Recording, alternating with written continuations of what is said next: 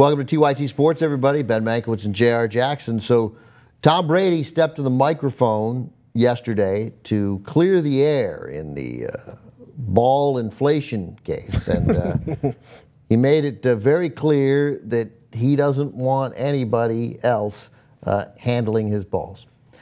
Like, I'm not going to be the only guy who doesn't make a ball joke, okay? Here's Tom Brady. Before every game where I go in and I pick the balls that I want to, the footballs that I want to use for the game. Our equipment guys do a great job of breaking the balls in. You know, they have the process that they go through. When I pick those footballs out, at that point, you know, to me, they're perfect. I don't want anyone touching the balls after that. I don't want anyone rubbing them, you know, putting in the air in them, taking the air out. To me, those balls are perfect, and that's what I expect when I show up on the field. So Brady, I would say, he failed to clear any air. You know, Mark Brunell was in tears after this. He was literally crying. Mark Brunell was like all emotional, and he was like, I don't believe Tom Brady. Now, I don't know, Jason. You think this is a conspiracy theory close to the JFK assassination that the NFL has engineered to distract from their inability to handle domestic violence cases, correct? People are going to look back on 2014, 2015 NFL season, and they're going to say Deflate Gate. They're going to say Patriots are cheaters. They're going to say Tom Brady. They are not going to remember, as much as they should, the overwhelming evidence towards concussions, that Ray Rice knocked out his wife in an elevator, that the domestic violence that took place is now being replaced with Deflate Gate stories because the Browns are being investigated, allegedly, there's an ESPN article about it, for sending text messages between the booth and the sideline, which you're not allowed to do.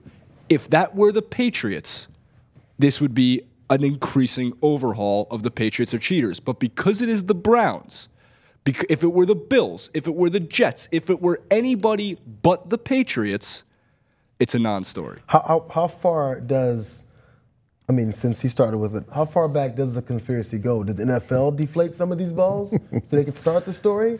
I mean, where does it start then?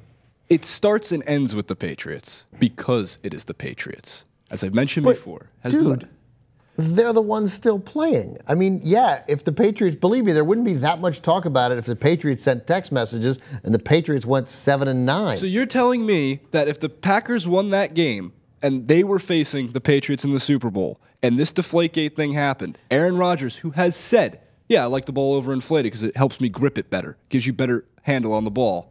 You're telling me if that happened, the Packers wouldn't be considered cheaters? First of all, I don't know that the Patriots are considered cheaters. That's exactly what you're saying. But no. First of all, Aaron Rodgers saying he likes the ball overinflated is the same as Tom Brady saying he likes the ball underinflated. That doesn't mean they overinflate the balls. There's no evidence of that. There's overwhelming evidence that the Patriots did it. How seriously you want to take that?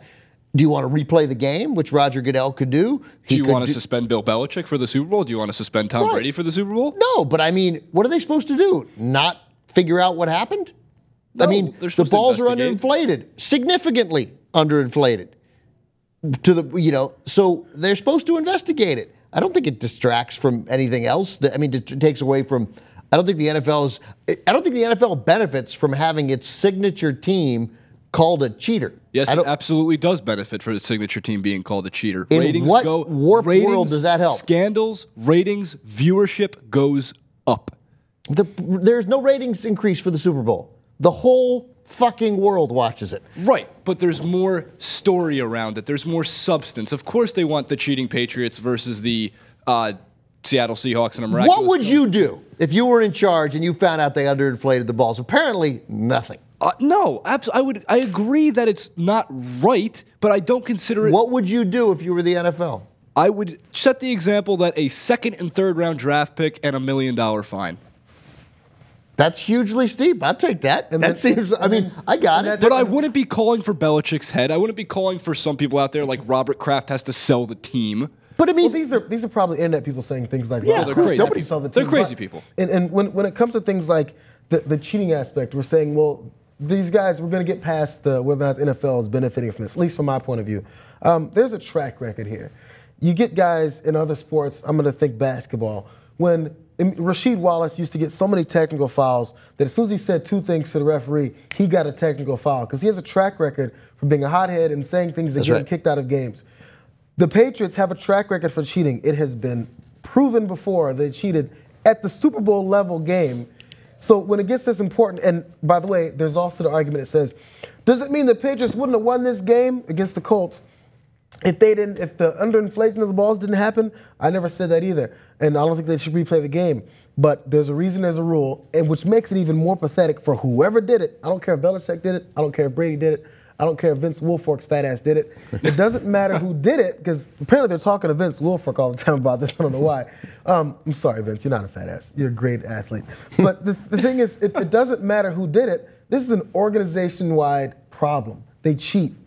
And it's been proven that they cheat before. Something happened here. We don't need to prove that Belichick's fingerprints were on the pin that deflated the ball for us to know this is happening within the organization. Something has to come down to stop it.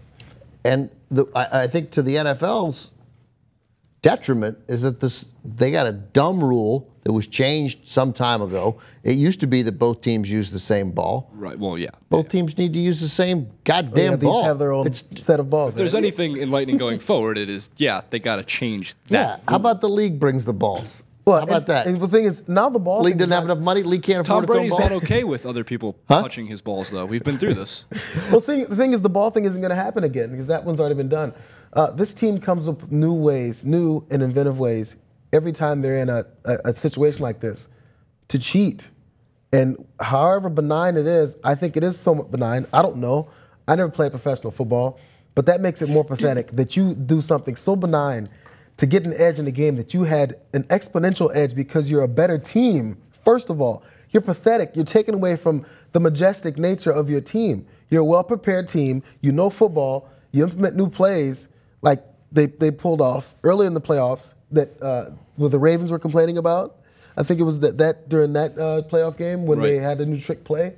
He pulls off something that works. He knows the rules. So he does these things that are stay within the rules. Stop cheating. Who's he? Are we speaking Belichick or Brady? Belichick in this instance because he can't put the play with the I'm not eligible. Right. Yeah. Which is very likely that I shouldn't say very likely. There is a chance that Belichick did not know, more so than that of Tom Brady, because we've seen, as Mark Brunell was crying about. I mean, first of all, Brady had that weird response to "Are you a cheater?" Right? He was like, "I'm paraphrasing here. We have the clip." Yeah, but he said, "I'm pretty confident I can say that." Like it was I don't know. I just thought it was a weird press conference. It was funny. It was weird. That it was. You're not curious how the balls got deflated? By the way, the NFL says now that the balls were deflated for the first half, but they were correctly flated for the second half. Can I give in one more interjection? But they're still investigating. They've done a ton of interviews, and I want to know who did it. I know we've already gone too long, but we're going to continue to go back to my biases.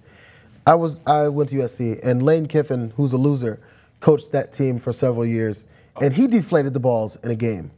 He was found out. Yeah, he knows. The school was fined, and he was embarrassed and ridiculed. And no one's ever going to forget that Lane Kiffin was trying to deflate balls, and what people said was, Lane Kiffin, you're a loser. Why are you deflating balls? How stupid. This happens with this organization, and they go, it's not a big deal.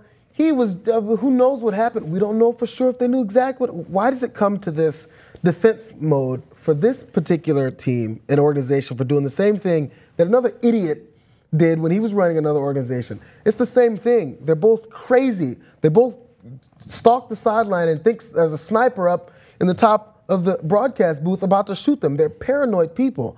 They're crazy. Kiffin and Belichick. Yes, they need to be put in the same category as far as their mentality, not their coaching prowess. Remember but when their mentality. Kiffin at halftime put the backup quarterback in the punter's uniform number? Ridiculous. It's ridiculous. He's crazy. Douche. Yeah. I don't know, Jason. I think it's worth investigating. I think it's super interesting. I don't think they're going to replay the game. I don't think anyone thinks they should replay the game. But a significant fine and a loss of draft picks if they do it. And the NFL needs to change the rule and eliminate this possibility forever. Easiest thing in the world to do.